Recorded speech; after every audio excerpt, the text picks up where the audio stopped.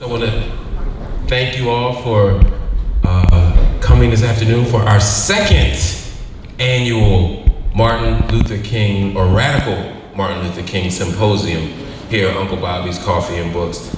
It's crazy that we've been open long enough to have a second one, but I'm very, very proud of that. I'm very proud that you all came to support us. Thank you.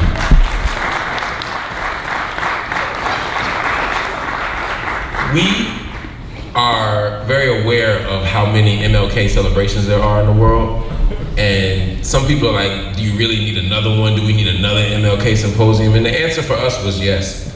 Here in Germantown and really around the city, there's a big push to have days of service, MLK days of service, where people come and they clean up schools and they give out soup and they do things to make themselves feel warm and fuzzy. And that's cool, I guess, but for us, it was important to mark Martin Luther King's legacy, not as just a day of service, but really as a day of radical action, radical thinking, radical organizing.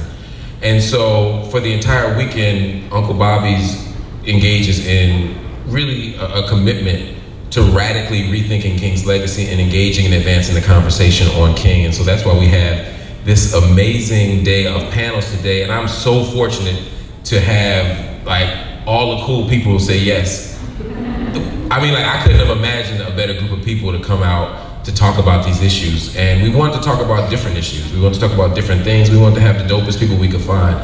And we're lucky to do that. So today, prepare yourself to listen, to engage, to ask critical questions, to challenge each other. And we'll talk throughout the day about some of the other activities we have planned throughout the week, including some actions that we have planned on Monday, children's story time on Monday morning. We're going to be doing phone banking on Tuesday because everybody's closed on Monday. And we'll have a whole bunch of stuff to talk about. But right now, I don't want to delay any further. I want to bring our amazing panelists up and we can get the conversation started. Our first panel is on Martin Luther King and gender politics. And I wanted to bring up this dope panel. Who should we start with? I'm going to just start from my right. From my right is, come on up, man. We informal, you know what I mean? Ain't going to be no wind machine or nothing, no soundtrack. I know. We have, he's an author, he is an activist, he's an organizer. He wrote a wonderful book called Invisible Man Got the Whole World Watching. Give you a round of applause for Mychal Denzel Smith.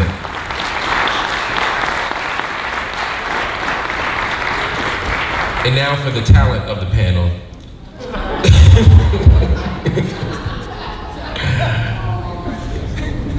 We have, she was at Penn and was an amazing, amazing scholar at Penn, but now she has blessed the people of Newark by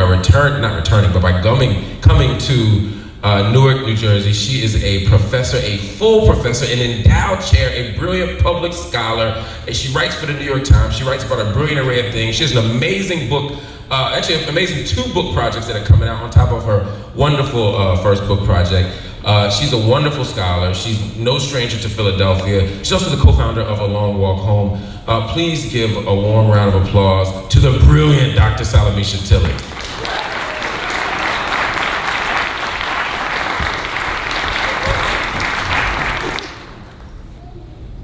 So we have one of my, these are all my favorite people, but this person you should know because she be everywhere. Doing the most important work that you could imagine. I've known Tarana for forever, and I've always admired her commitment to doing the work, even when no one was watching.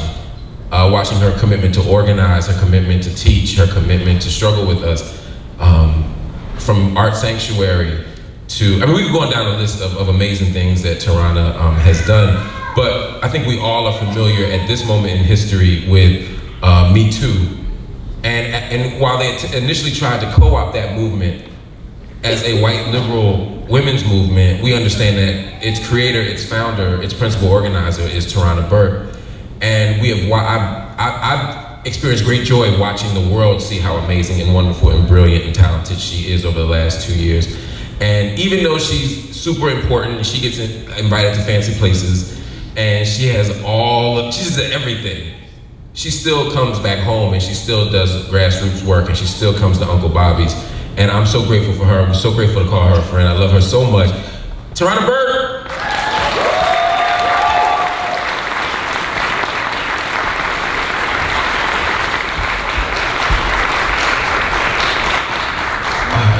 my dearest friends in the whole world. She is the Hughes Rogers, is that right? The Hughes Rogers Professor of African American Studies at Princeton University. She is the author of 74 books. All this year, right?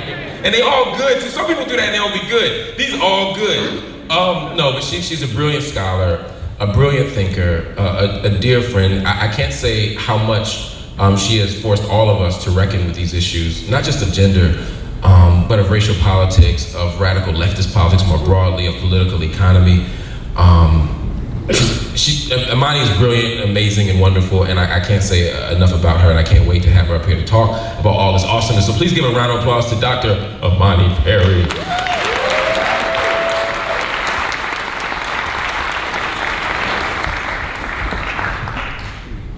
Oh, you staying? I ain't got to. So y'all gotta turn your own mics on. Oh, okay. Hello. Hello. So there's so many things I want to talk to you all about, but I think what was interesting to me is when we first posted the flyer, people said, if it's MLK Day, why are we talking about gender? I got like 4 messages like that, like literally. And I was stunned by it, and I guess I shouldn't have been, but I was a little taken aback by it. And I guess the first thing I would ask you all to think about, and you can take this in any direction you want, is to help us understand why, as we rethink King and also King's legacy, this question of gender has to be central.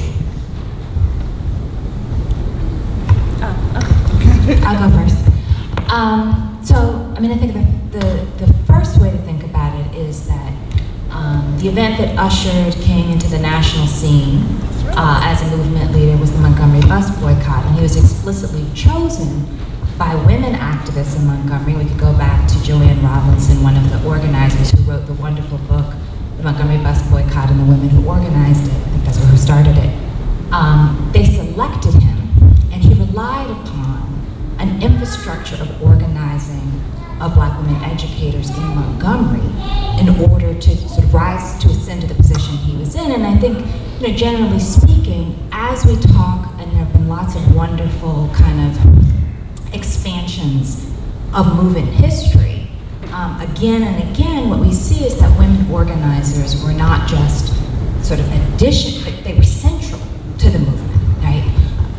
And if you think about Montgomery, the organizing was effective because it was about the work that Black women did in white people's homes, right? That's who was riding the buses every day, domestic laborers, right? Those of us, and speaking as a descendant of a domestic laborer in Alabama, right? I understand that that was central to the structure of racial domination. And so you can't tell a true story about King or about the movement without talking about the struggles of Black women. And I would add that one of the critiques of King has been the critique of the kind of charismatic Black male preacher narrative of civil rights history. It's the mainstream narrative that likes to lift up individuals. But it's also the case that if we have a more sophisticated story, we also can tell stories about charismatic Black women leaders, right? Like Fannie Lou Hamer, who captivated and really gave people the energy to go forward in a way that was like King, or Ella Baker, who had a quiet charisma, but who was important for organizing all through the Mississippi Delta. And we can also then talk about men who were not preachers, who were not charismatic leaders, men like Esau Jenkins, men like Bob Moses, the architect of Mississippi Freedom Summer, right? So once we get out of a kind of very narrow narrative of a single charismatic preacher, leader tradition of the movement and tell a broader story, there's actually space for both men and women to have a more expansive vision, not just of that history, but of their position in the present in terms of organizing for justice. I also think that a genuine critique of the movement was a lack of gender politics. Mm-hmm. And so if we are gonna talk about King in modern day and pull from the lessons of the movement, the civil rights movement, the organizing that happened then, and draw parallels to now, then we have to talk about what was missing. And it's a mistake to talk about that legacy without talking about what a lot of those leaders, men and women, nowadays will tell you was a mistake.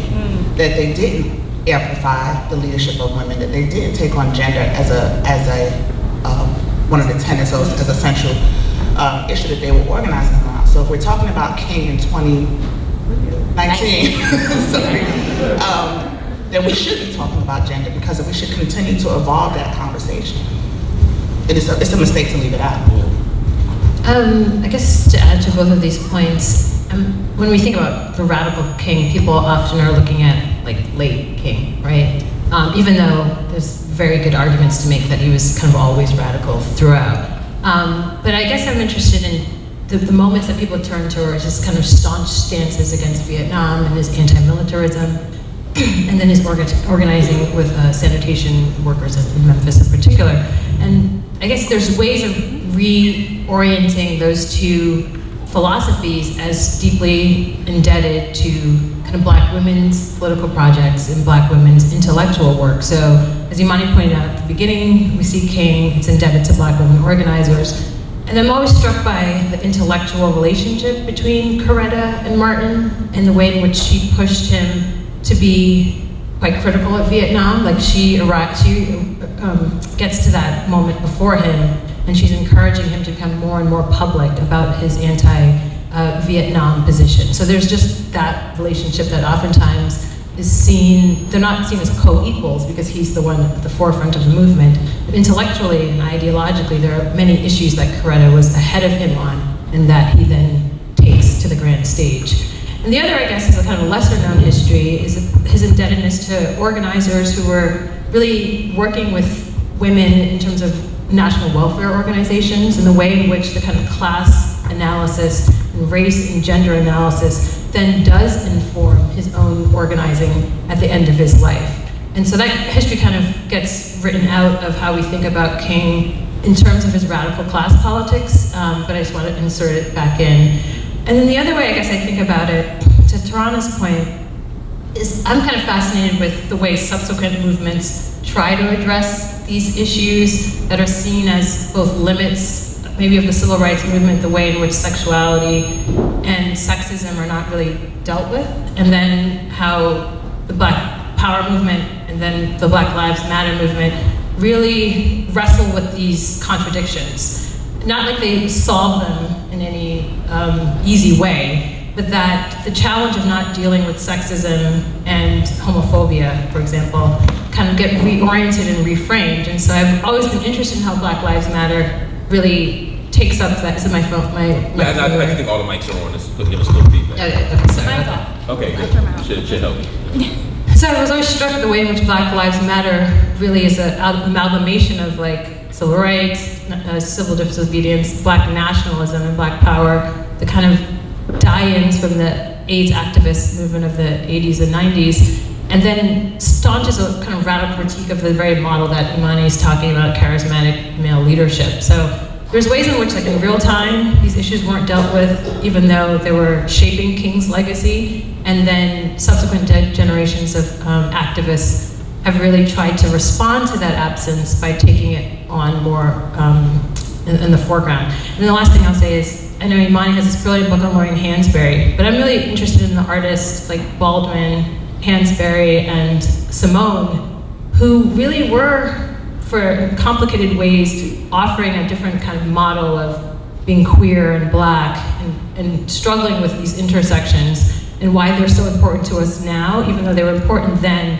they have a different legacy today, and I think it's because, you know, we've caught up with them in a way that we have to reposition King as opposed to catch up with him quite the way we're catching up with these figures.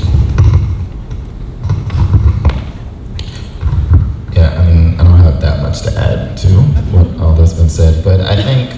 we can pivot to it, I guess, a different question. No, I don't. Okay. I do have something to say. Okay.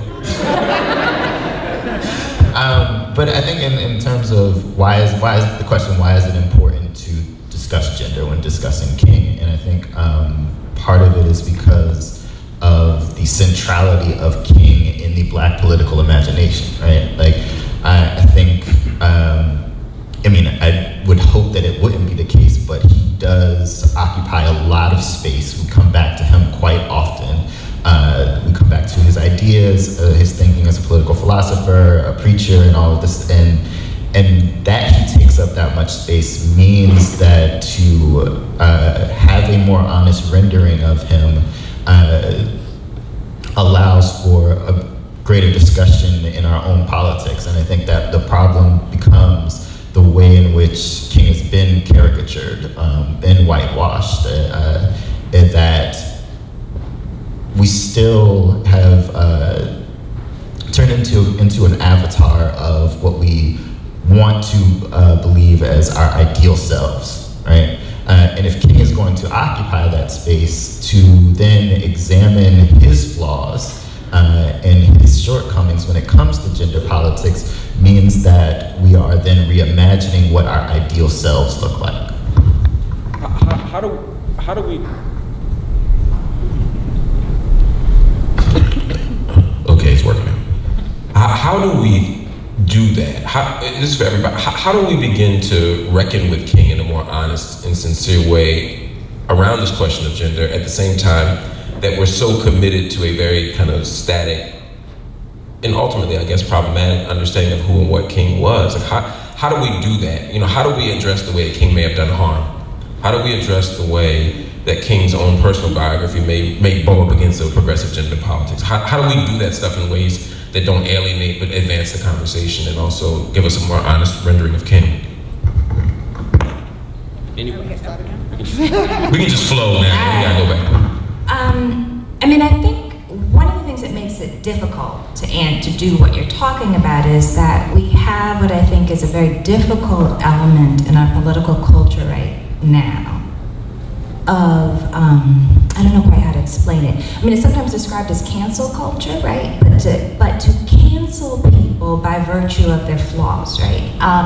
And I think that there are some people we're not willing to do that with for very good reason, right? So how do we talk about the humanity, the flawed humanity that is actually something that we all possess, right? We're all flawed, in a way that doesn't dismiss the significance of a figure like King. I mean, one of the things that for me in my work that I realized is, as much as, because I'm someone who tends to think much more about the organizing tradition as opposed to the mobilization, charismatic leadership, right?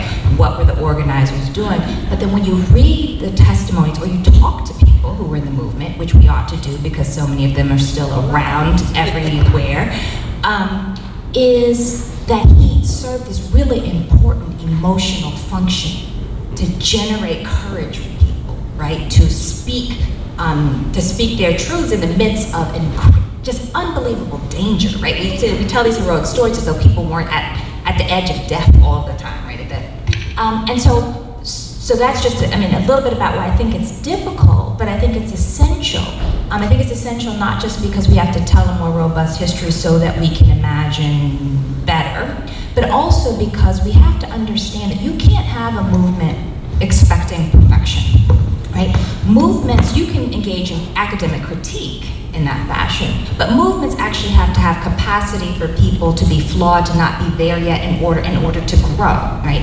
And so if we can see that, right, in the movements of the past, it gives us, I think, a sense of generosity at the same time as we demand accountability. It's sort of like the Tony K. Bombara quote, right? How do we make revolution irresistible? How do we make imagining being a different type of human being, right?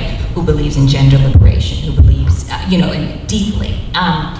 So I think that we tell the story in a way not to dismiss King, but actually to talk about our very humanity, even someone who is this heroic figure, and also to imagine, well, how could we do something different? Like, all of those pieces are necessary in order to get us towards, I think, and certainly everybody in this panel is always hoping for movement to expand further, right, in order to get us there. I think that's a perfect answer, right? I think that part of the way we do that is, for us now, we're in a different time and place.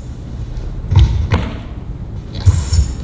We're in a different time and place, and we have the ability to look back. I've spent a lot of time, as y'all know, with elders from the movement, and as they have gotten to be much older now and watched what we're doing and trained a lot of us to do what we're doing, a lot of what they tell beyond the big, grandiose stories are the lessons that they learn. And so if we can learn to examine not just King, but the people around King, I think part of the problem is that is what you said, we just continue to elevate the one person and we look at a single narrative, and there's so many more. I think what you brought up about Mrs. King is also really important. Like, look at all these pieces around him that influenced him. Look at all the things that were happening. There were things around gender happening during the movement. Mm-hmm. They just weren't elevated to a big, to the popular, to the public in that way. And so I think it's on us, like you said, not to tear him down necessarily. So he didn't do this, he didn't have that, he didn't do this, because somebody's gonna look at all of us 20 years from now and say, well, why weren't they He did what he could in his capacity at that time, and he probably could have done better even then, but I think it's up to us to re-examine that with a different lens and not try to make him something that he wasn't, because, that's not realistic. How do you strike that, Salamishah, how do you strike that balance, right, between not engaging in the kind of the practice of disposability, right, where you say, okay, this person's flawed, to Imani's point, but still useful for us, still valuable, but not slipping into the territory where you start to not hold people accountable. It seems like a tightrope you have to walk here a little bit. Yeah, thanks for your question. Because I was thinking about organizing is kind of where I went to in my head too. So there's one thing with King, right? Like, his practice of really troubling, to say the least, gender politics in his personal life did have implications for the movement. So there's not an easy separation between the private King and the public King, right? Like the way in which you see women in practice, your experiences with them intimately and privately will impact whether you can see them as leaders of a movement. So those two things, we always need to have that when we're thinking about King. But then, I guess, I don't know if it's like age or what, but I'm an empath as a person, so I take on the energy of people around me, and so sometimes I have to kind of be very closed off, which works to a certain degree as a critic, because you can critique, and that's useful. You can dissect King the way I just did, and then therefore he's disposable. But I find that as an organizer, or someone who's interested in organizing people around issues that they normally may not find sexy or even easy to get up in the morning and fight about, that compassion really is a useful political strategy. And by that I mean, if you're interested in converting people to your political side, you kind of have to start thinking about where they are, not where you imagine they should be or where you are.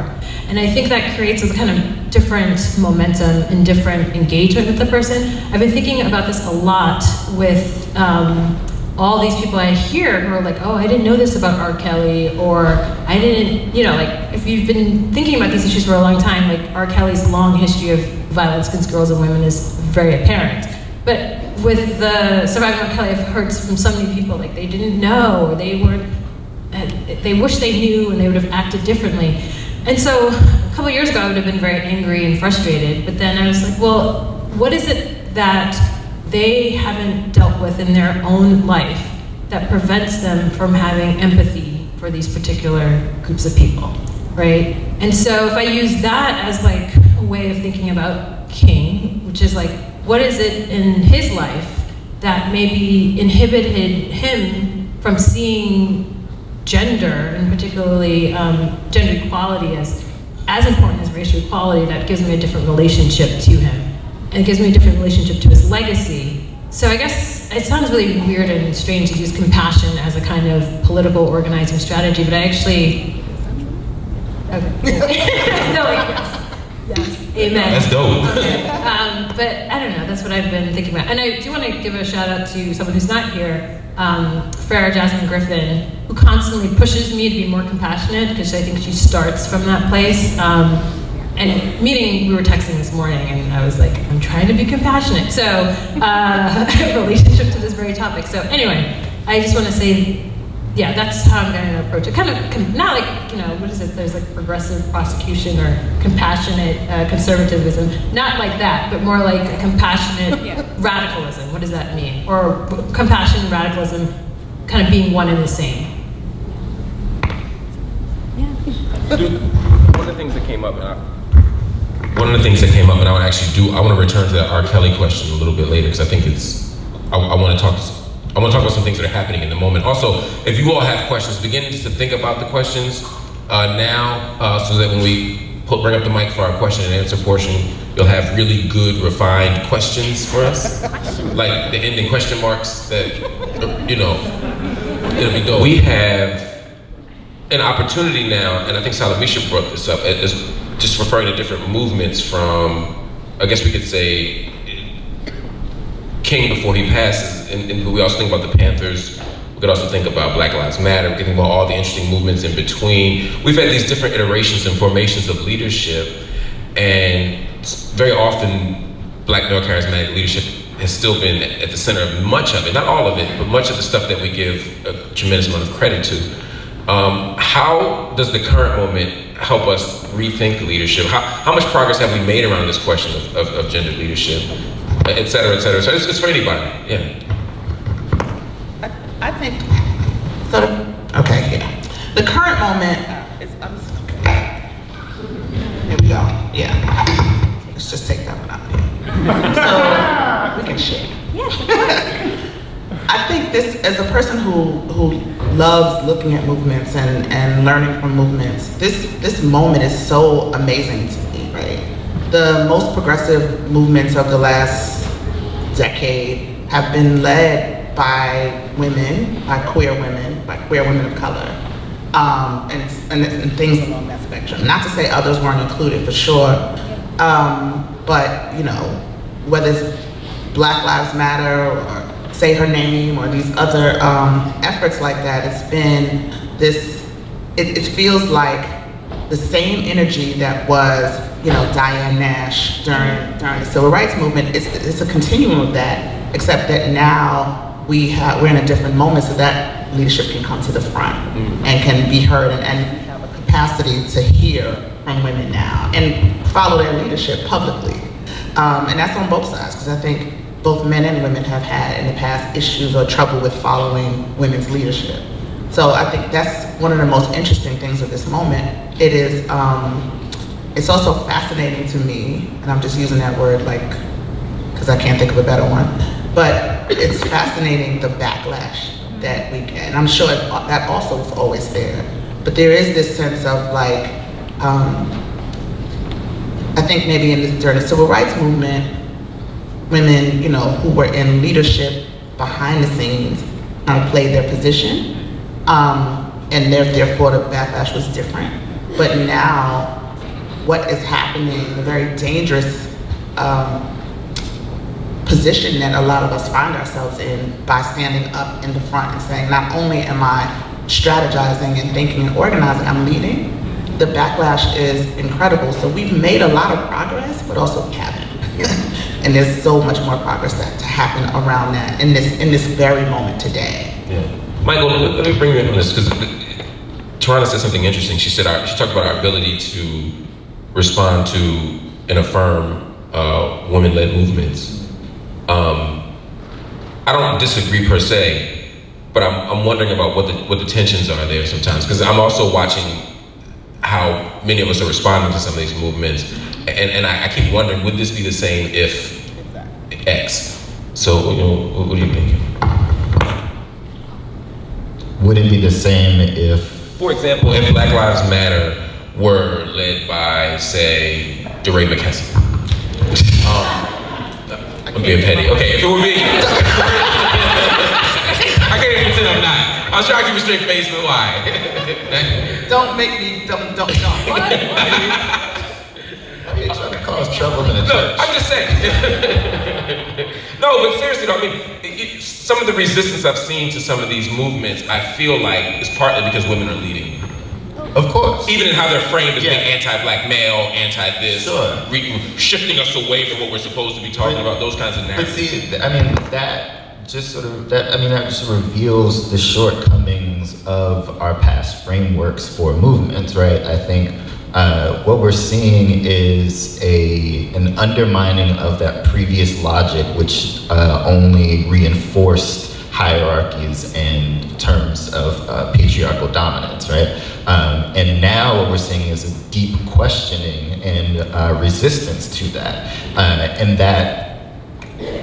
and those concerns about like what is at issue have been shifted. And so we can talk about like the ways in which a conversation around police violence or mass incarceration, when it doesn't focus specifically on Black men, gets us to a deeper understanding of what the roots of police violence and incarceration and what the logics of those systems are. When we're talking about just Black men, like the concern so often had been about like the idea of simply taking Black men out of the home, and then therefore you're going to have unruly children because there's no male presence in the home and what have you. And so when we're asking the question about, well, how are women ending up in these prisons, right? And how are trans folks finding themselves in these prisons? Like what is the means, what is the mechanism of oppression and how it shows up in their lives, and why then does the prison exist? And the prison exists as a form of punishment and a form of determining second-class citizenship and who belongs and who has rights and who does not. And it is not simply a means of like re-enslaving Black men as its primary focus, right? So if we understand that now,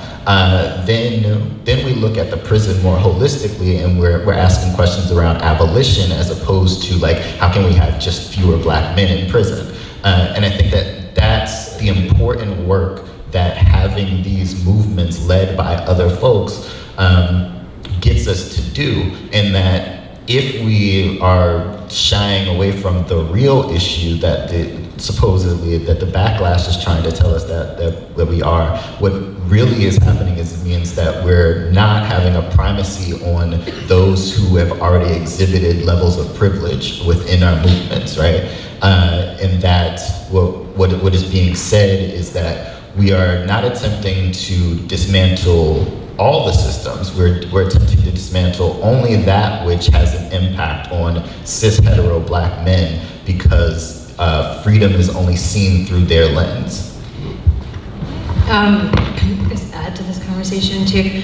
Last year, the anniversary of the assassination of King, I wrote a piece looking at all these like documentaries that came out on King. And one of the things that's interesting is, if you look at late King, he's critical of the movement's dependency on the mainstream media, right? So he eventually comes to see that like having these moments or these episodes that require the media to be present, particularly white media to be present and white newspapers to be present, is a limit unto itself. So we usually praise him because it was a really good strategy in the early years. But as he's no longer in favor, and also the issues that he's thinking about and organizing around are no longer appealing to kind of a white moral conscience, he also is theorizing and trying to figure out new ways of organizing. So that's just one thing. So he's not critical of the charismatic leadership model as much as critical of being hyper-dependent on white mainstream media. And so one of the things I think that's interesting about Black Lives Matter is that it was obviously in real time trying to negotiate that, right? Like it doesn't get subsumed as easily in a dominant narrative because the organizers were actively trying to refuse to do so. So there's that. But the other thing I think is, I feel like sometimes we've accepted the dyad of like King versus Malcolm, and Baker gets left out of that.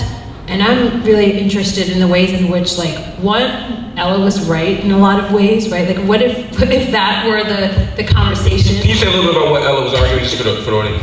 Yeah, I mean, right is probably, well, I'll say right, I think she was right. But, I mean, what if a kind of grassroots mobilizing strategy were, and the Panthers obviously picked this up, but if that were the continuous focus. If organizing working class Black people to be not just politically engaged and have political rights, but if a deep investment in their self-belief, self-esteem, if in their own sense of dignity and beauty, if that was like a constant organizing strategy that King continued to pursue, then what would the civil rights movement and what would the legacy be, right? So I think there's ways in which I kind of always want to put Ella back in the mix, again, because she's the figure that Black Lives Matter activists and artists have also returned to. And so they may not always be invoking Ella quite forthrightly, but that's the leaderful model that they kind of claim. That's an inheritance from Ella Baker and SNCC. And so this movement is in many ways conversation with that. But Imani can talk about Ella Baker in more detail as well. Yeah. There's a couple of things that this conversation, and I appreciate everything that everyone has said. I think it's really important. I would add that, and this is going back to a point that Tarana made, that even in the midst of the movement as it was, the freedom movement as it was, and if we tell a longer story of the organizing that started in the 1930s, particularly with Black women at the forefront of Pan-Africanism, for example, and labor movement organizing in Black communities, that we have to continuously say the dominant narrative isn't what happened. King could not have existed without the larger organizing tradition. It would not have happened without SNCC, right? So that it's not as though the strategies that are talked about today were not deployed in the past in a robust fashion. It's just that they didn't win. And they didn't win both on the question of the larger media narrative, which we still have to be diligent about, because the representation in mainstream media of the organizing today is so often wrong, right? And at least we have these public arenas to answer back to it, but we continue to have to be critical of that, and we also have to think about what types of incorporation of the movement happened and what was the cost of those narrow types of, the narrow frame of legislation, right? So the Voting Rights Act is passed, and less than 2 weeks later, Watts is on fire. That's because there wasn't a response to all of the organizing that was happening around poverty and police brutality. You can look, if you go through newspaper searches of the early 20th century, you can see Black people talking about police brutality in 1919, right? That's been going on. So the question is also a strategic one about, how not to be constrained by the interest convergence of elites to choose what the aspects of our movements that they can stomach without giving up any power, right? That's the real question, right? Right, and it's continuously, and it's hard work, right? That's not easily answered. I just say one really small thing, though, in relationship to King and other sort of figures of this era, is that one of the things that I think would be helpful to read about is King's depression, his periods of deep questioning, emotional difficulty, because there's a humanity that falls out, and it falls out in this moment too. Of what it means to devote your life to struggle, and I think that leads us to be more sensitive. I'd also say I'm always an advocate of reading, because I believe in what Ida B. Wells said, that people must know before they can act. That's right. The memoirs of people like Indisha Ida Mae Holland from the Mississippi Delta, who went from sex worker to an active member of the movement. Coming of Age in Mississippi by Ann Moody. It's a classic, but you see actually what the core of the movement was actually about. Her family was hungry. There's domestic violence. There was, they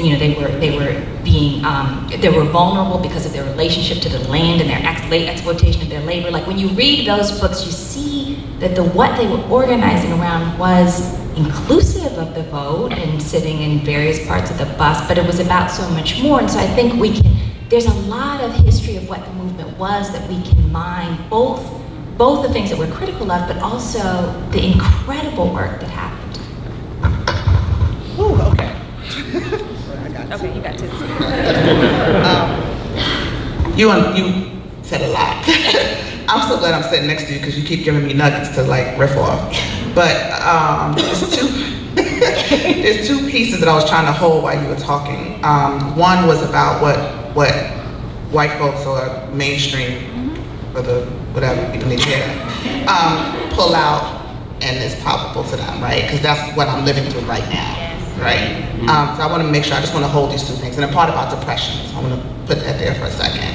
But this, I think the most important thing about the legacy of King, which is really legacy of the movement, if we are just being real about you know what he represented, is these lessons that we can pull out, that we should be critiquing, we should be looking at what was missing, but these lessons that we can pull out beyond nonviolence, beyond, you know, these sort of big themes that we always kind of come back to are really important. Even this thing about media, because I think about that relation of like the way social media is a new tool for us in organizing, media was a new tool for them in organizing in that moment. And there's lots of conversation about the pros and cons, right? When you have Bloody Sunday happening, that was people, if you read, people don't realize that was a strategic move to make sure cameras were there, so that they can catch them coming across the bridge. All of that conversation, the reason why we know that Hosea Williams said, "Can you swim?" at the top of the bridge is because cameras were there.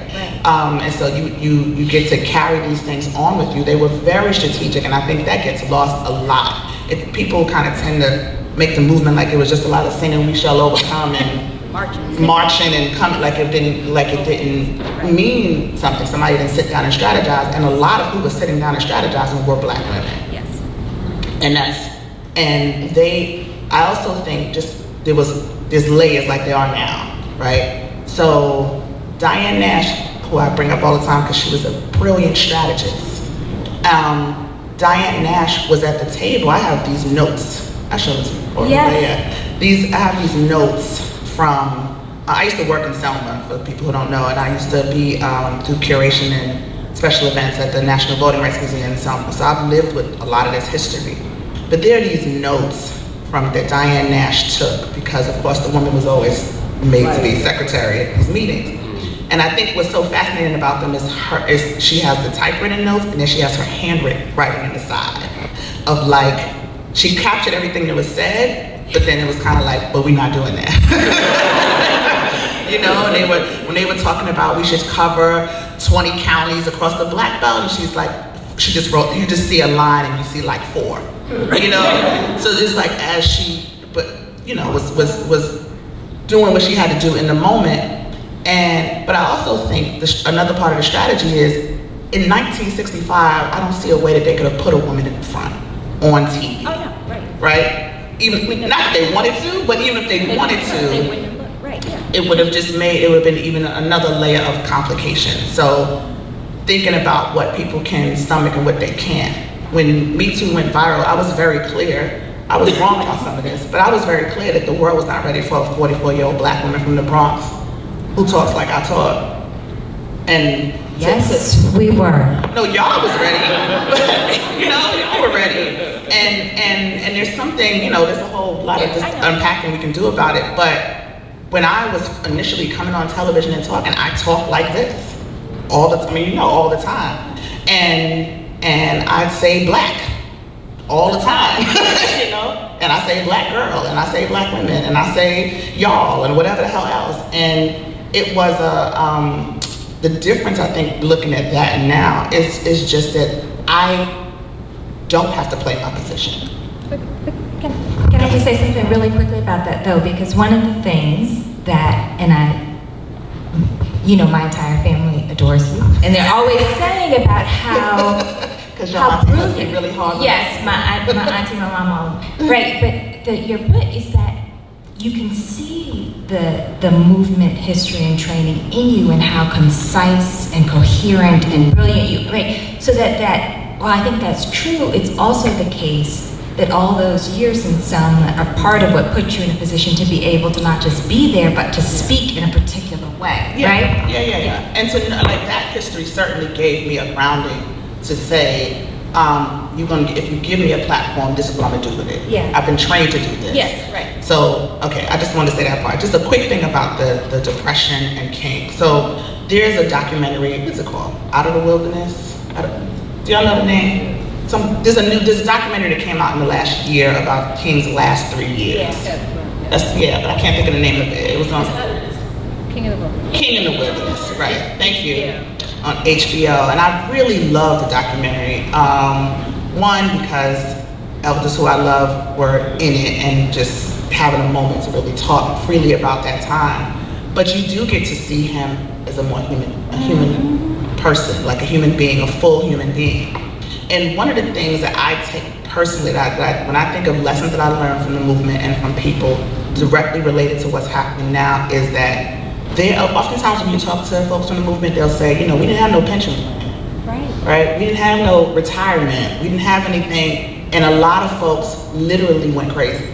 A lot of folks literally dropped out of sight after the 60s. You don't hear about them anymore, and they pop up later on in these various ways because it took such a toll on them. And so in thinking about sexual violence, for me, and organizing, and I spent a lot of time trying to figure out what does that look like? Because you can organize around legislation to end or a law or something in a concrete way, but how do you organize to shift people's relationships to each other? And how do you organize around healing? Because it's kind of your thoughts on compassion, right? It's very central. What I feel like what had to happen when I was trying to think about how this works is, if I'm going in a community, and we did learn that the very first rule of organizing is take people from where they are. And what I saw in my community, beyond the poverty and oppression, blah, blah, blah, is pain that came from this violence that went unnoticed, untalked about, unchecked.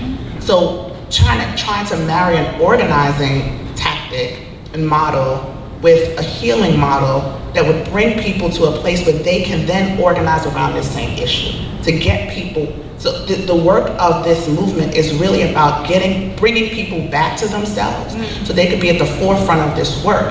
That's very much what the civil rights movement was about. Yes. It's very much in line with that thinking, but we don't delve into those parts of it. Right. That's Salamishah, I know you're about to jump in. No, I want you to jump in. I want to ask you a question on top of that question.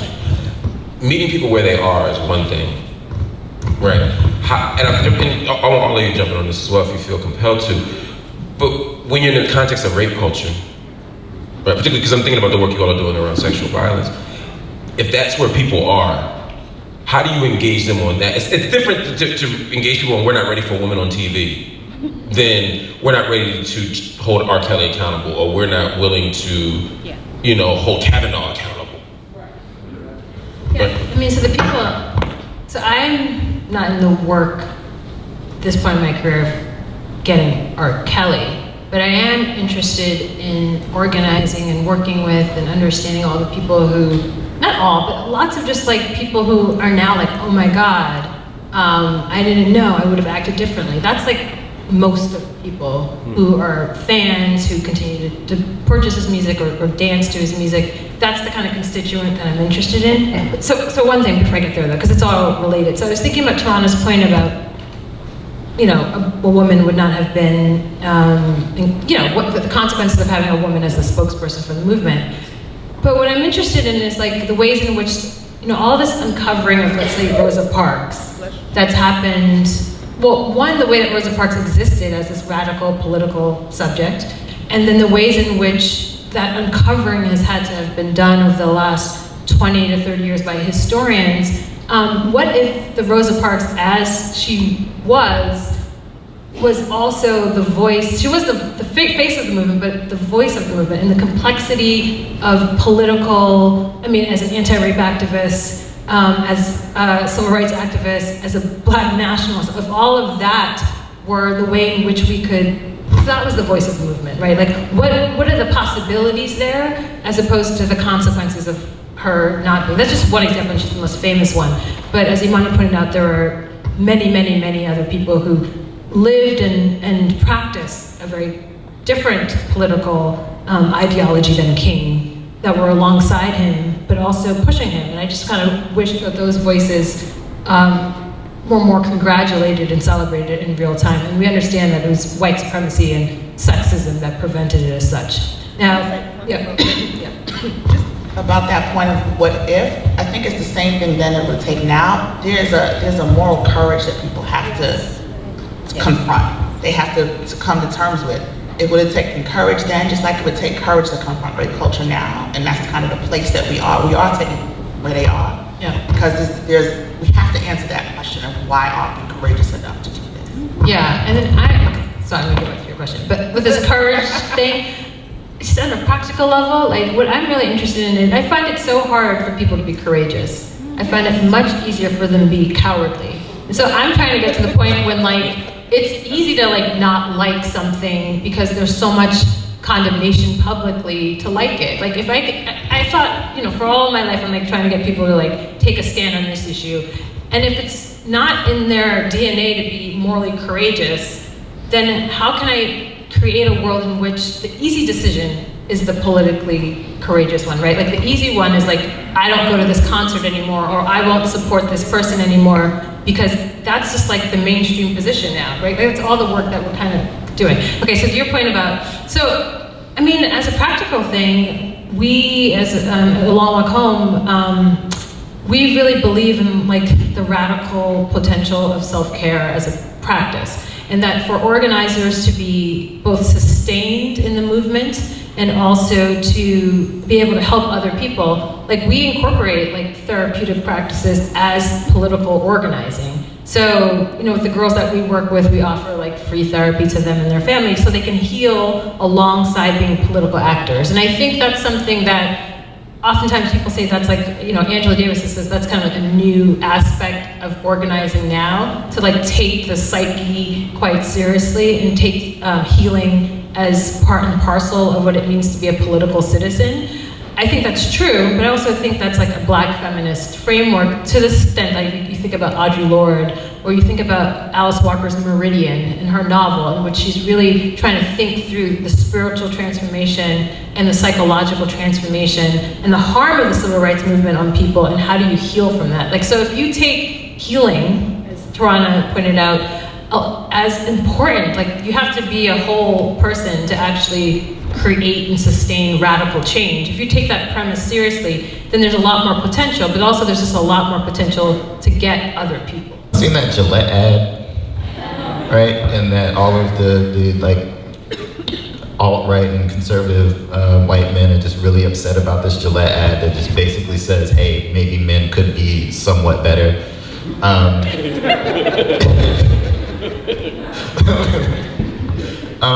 Like literally one of the things is like the dude stops 2 kids from fighting, and like you're mad he stopped children from fighting. But I'm thinking about that not because I think like advertisement is going to save us or save the world, and the logics of capitalism will help here, but what I'm thinking about in terms of when you're saying meet people where they are, it's also important to think about who you're asking to meet them, right? And it cannot be the political obligation of the oppressed to meet the oppressor where they are, right? It has to be incumbent upon basically traitors to their privilege and power to say to those folks like, this will no longer work, right? We are responsible for lifting oppression and for ending our own sense of superiority and the hierarchy. So it is incumbent upon those of us in whatever position of privilege that we inhabit to talk to the people who we share that privilege with, right? And to then organize for the dismantling of it.